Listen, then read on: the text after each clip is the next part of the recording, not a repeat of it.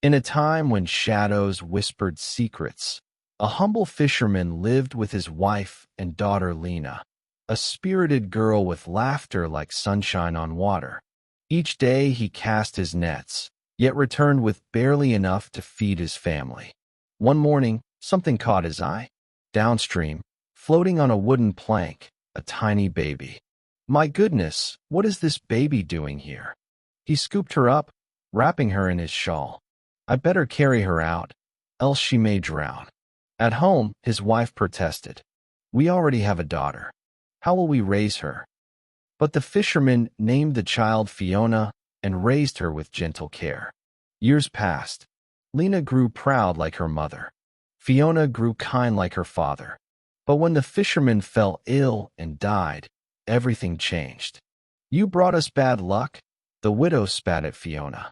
From that day, Fiona became a servant in her own home.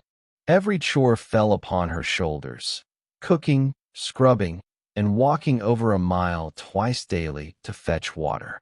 One scorching afternoon, the widow commanded, Fiona, go to the well beyond the orchard. Take the largest jug. By the time Fiona reached the old stone well, her arms trembled with fatigue. As she rested, a faint voice spoke. Beautiful maiden, may I please have a drink? I am very thirsty. An old beggar woman stood before her. Of course, ma'am. You must be really thirsty in this heat.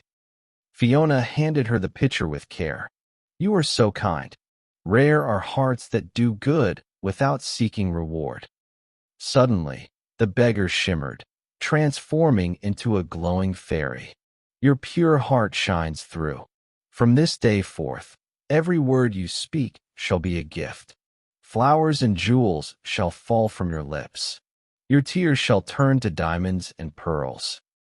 Before Fiona could thank her, the fairy vanished. At home, her mother and sister waited impatiently. What took you so long? The widow snapped.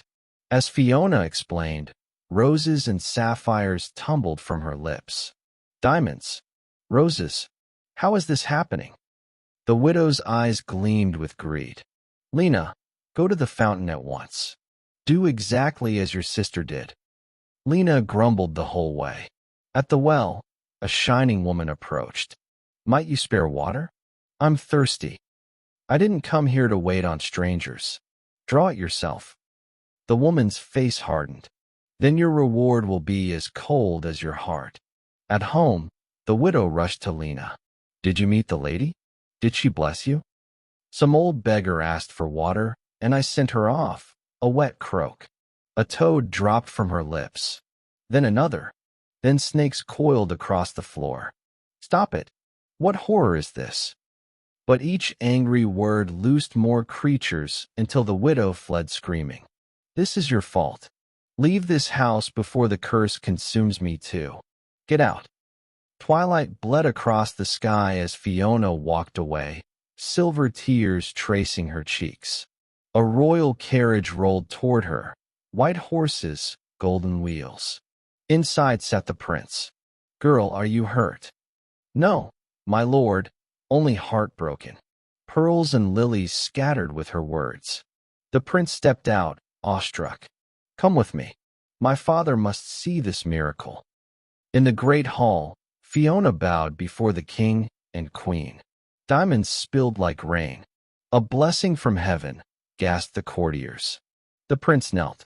If she will have me, let her share my crown. Let it be so, declared the king.